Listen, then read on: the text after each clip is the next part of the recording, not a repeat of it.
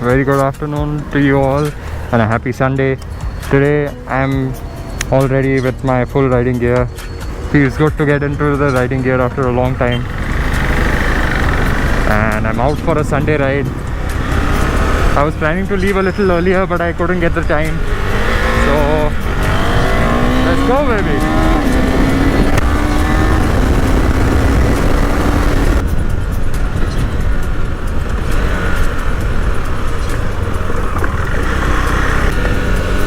So welcome back to the channel.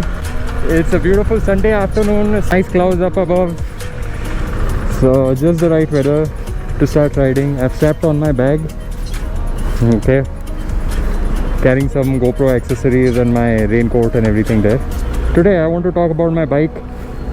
I've been wanting to make a video about my Duke 390 for a long time. But then I thought it would be more fun if we just talk about the bike as we keep moving.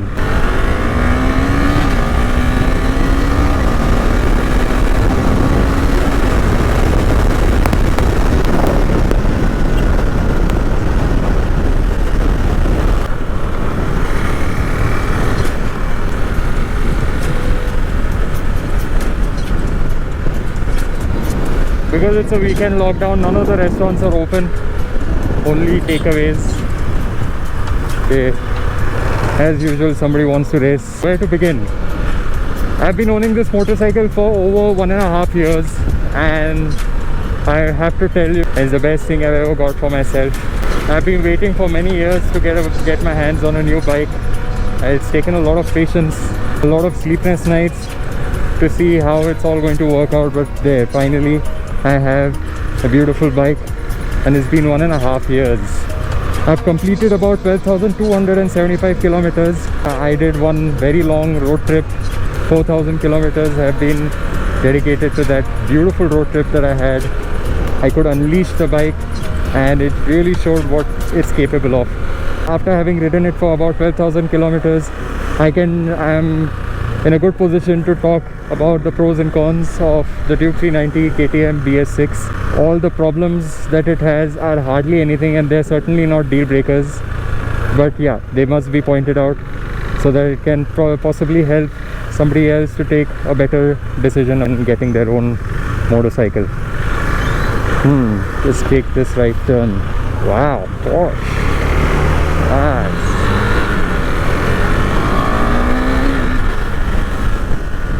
Oh man, in this city I don't think even this Porsche is going to catch up to the Duke. I kid you not. I think the only bike that can fly past the Duke 390 is a superbike, nothing else. Only a superbike can catch up to this one. So anyway, I was saying, let's begin with the bad points first, because I like to end things on a good note always. Until then, it's always unfinished. The first negative about the bike is the tall gearing. This is a sports motorcycle and there's no denying that, and because of the sporty character of the bike, this bike has to be revved a lot in order to have fun. So it is not fun in the city traffic. It's not fun at all. You have to keep changing gears. I think I'm constantly changing gears because the torque down below is not that much. The fun begins after 6,000 RPM, and generally in the city you don't get to go past 6,000 RPM, so I'm constantly changing the gears. For some people it could even be a deal breaker, because you know, people just want to sit in one gear and then cruise along, maybe in the third gear or something, but this is not the bike for them. They'll get tired of changing the gears. I don't get tired. Yeah, it is tiring, but I am absolutely okay with that. You know, you have to understand the character of the bike, sort of accept it for whatever it is. The second drawback about this bike, especially the BS6 version, you have to be very careful with the belly.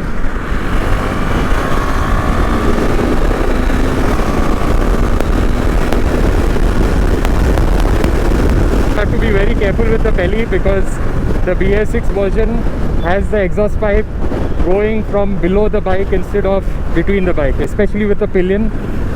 If I don't slow down on a speed breaker, it's going to scrape. When you're touring, it can be a little painful, because you have to really slow down. You can't just fly over bumps and speed breakers. but towards the ground clearance, not that great. Takes the joy away from riding on our Indian roads because everything is so bumpy and potholy all the time. The headlight, it looks good and it's bright, but it's not efficient. So you have to, if you plan to do touring at night, you better get those auxiliary lights. I don't think any bike comes with powerful stock headlights. If I remember anything, then I'll definitely add it later. Oh yeah, one small thing, and I think this is a problem with a lot of the Dukes. Brakes, they're always squeaking. They're always making that squeaking sound. They're always, wow.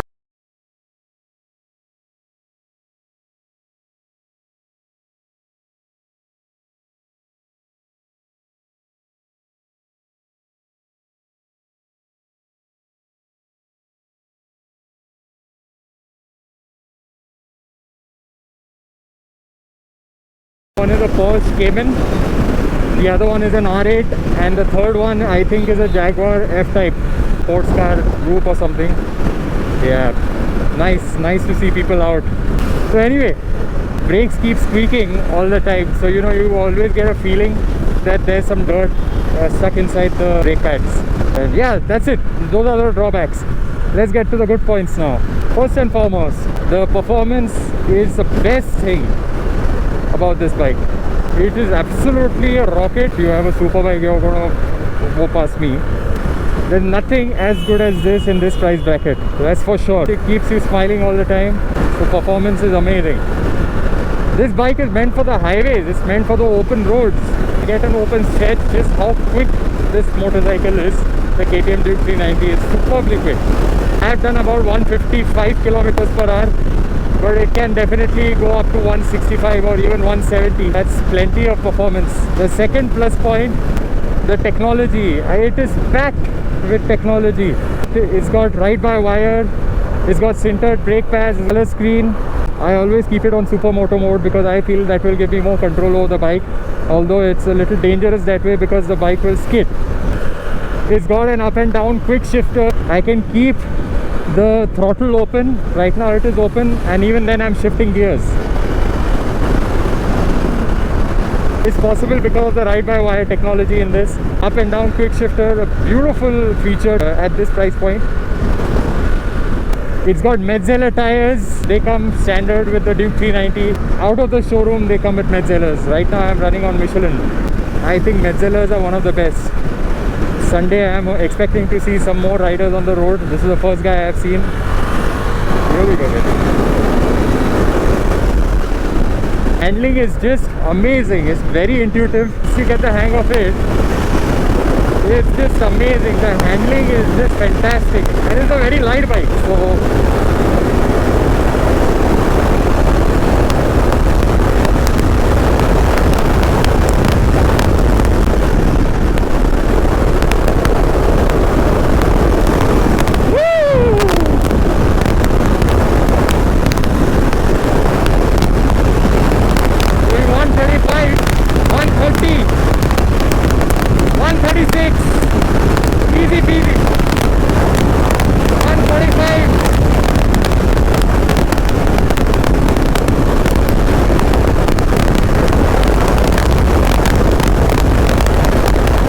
So this is what I'm talking about, man. See how far I can go before the police stop us, because the weekend lockdown is going on. Everything's looking really clean right now. It's looking beautiful. Beautiful day to ride.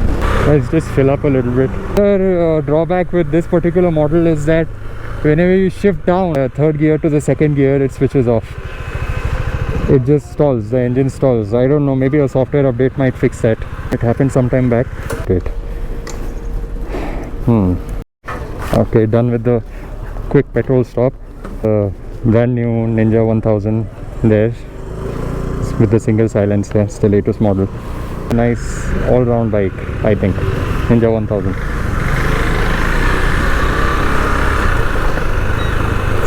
Set it to 0 after refueling.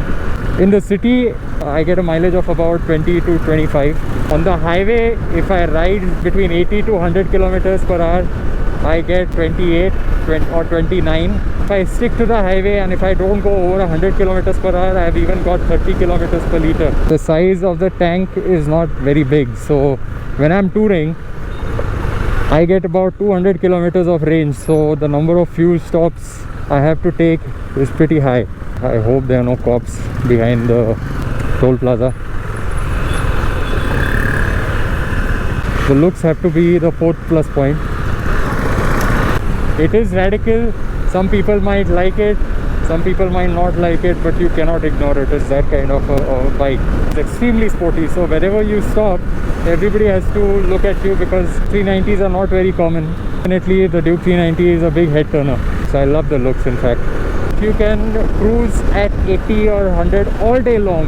To use it mostly for touring and for my city rides, you know, I love that. I love to use my bike that way. Some riders out there, nice, good. I love to see fellow riders. Did I mention the braking? I think the braking is very sharp, not the brakes. I was considering some other bikes, Dominar 400, then the Interceptor 650. I think these were the other two options that I was considering. The Interceptor is more of a lifestyle bike and it's not really the best for touring, that's my opinion. Then comes the Dominar. Now the upgraded version has 40 horsepower, this has 43 horsepower. It was a good bike, nothing to complain about. But I just didn't feel like going for the Dominar. My wife also told me that, you know, Rohan, just go for the KTM because you will be the happiest with the KTM Duke 390. I had to just stop at the side of the road because I was getting a call.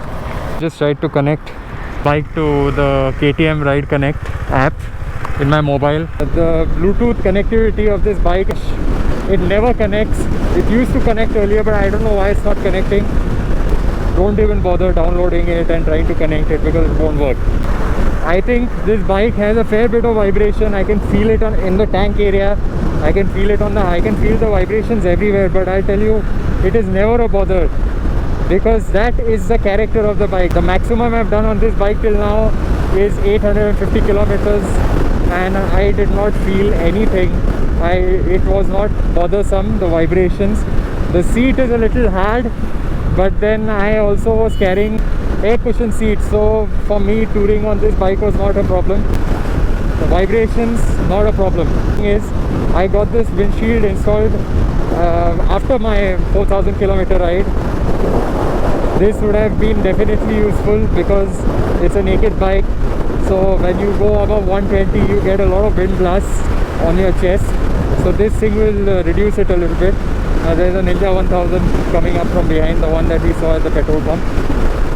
The mirror starts vibrating a lot at high speeds, so yeah, but they do the job. Nice bike. Now the pillion comfort. The pillion comfort is not the best. Reason why I feel I should have gone for the 390 Adventure, because my wife also would have been comfortable. 390 Adventure will be far more suitable for people who want to do riding as a couple. The strapping luggage becomes a little difficult because the bike is quite small. The feature that I wanted to talk about, which is definitely a plus point, are these adjustable clutch and brake levers.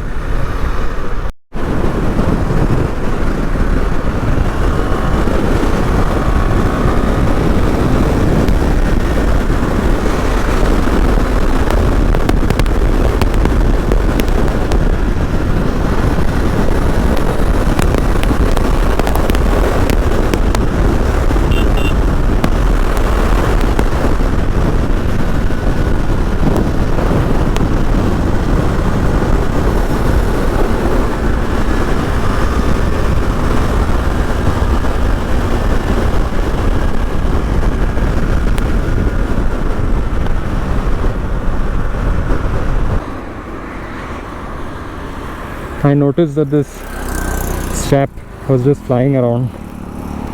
Just have to. It's about 1 o'clock in the afternoon. It is a bit sunny and cloudy at the same time. Yeah, but it's not feeling hot. This jacket has all these vents. This is a train track that goes to Lonavala and then Mumbai. And that is the expressway. Bikes are not allowed there. So this is the old Bombay-Pune highway. Of the reliability of the KTM, so far it's been giving me no issue. I had to change the brake pads and the tires. Service cost generally is around 2000 to 2500, which I think is a fair deal. You know, it's not very demanding. Parts are easily available. The KTM network is amazing all over the country. So reliability wise, so far so good.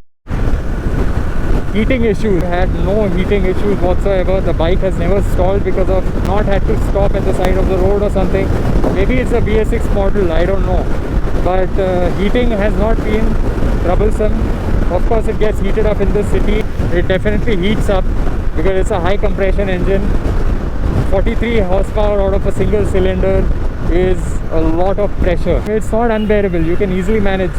So long as you're wearing shoes, full pants, the heating is absolutely bearable, no problems there. I've almost reached Lonavala. Lonavala is only 10 kilometers from here. If you want to get back onto the expressway for cars only, then you take this road.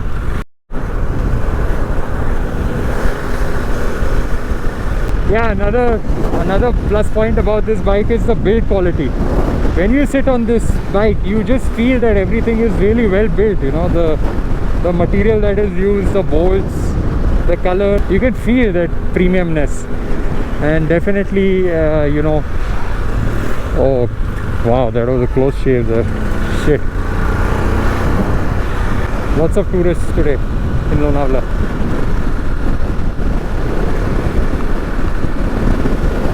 Lonavala, only 4 kilometers to go. So that over there is the main chowk of Lonavala. There's a traffic jam there.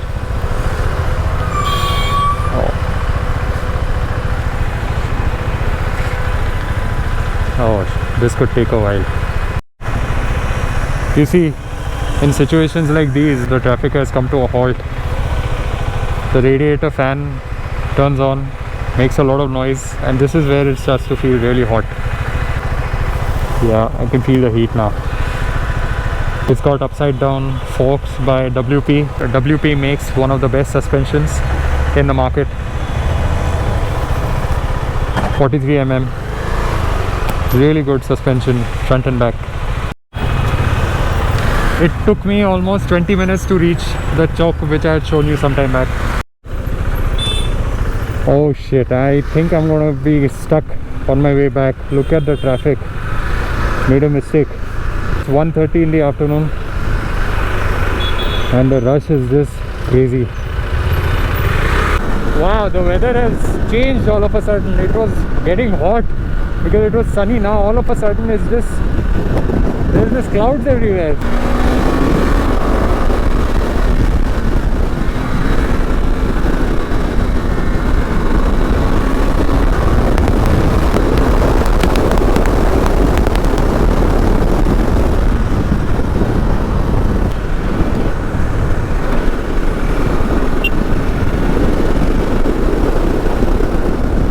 Of bikers, I can see lots of bikes. Nice. Alright, let's just quickly head towards Kamath. Okay, now when I start riding like that, the mileage starts to drop. Now Kamath is only 2 minutes away from here. So this is the expressway that goes to Mumbai.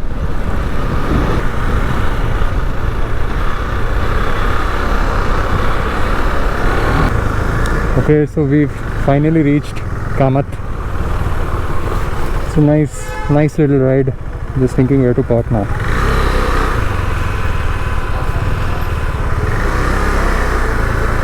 Yeah, as expected, the seating is not there, but you can stand and have your tea and coffee.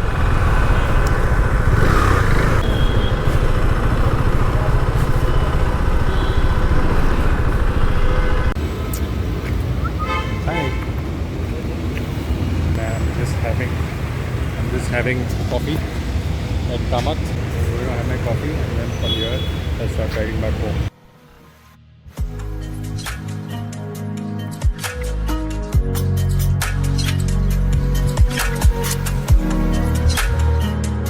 Look at the truck.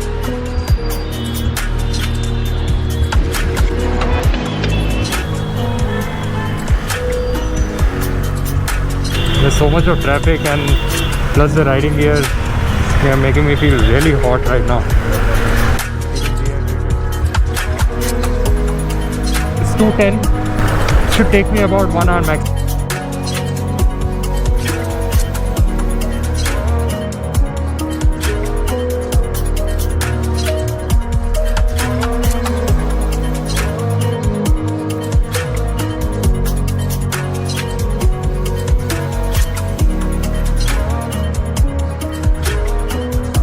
That's it guys, that brings us to the end of the video.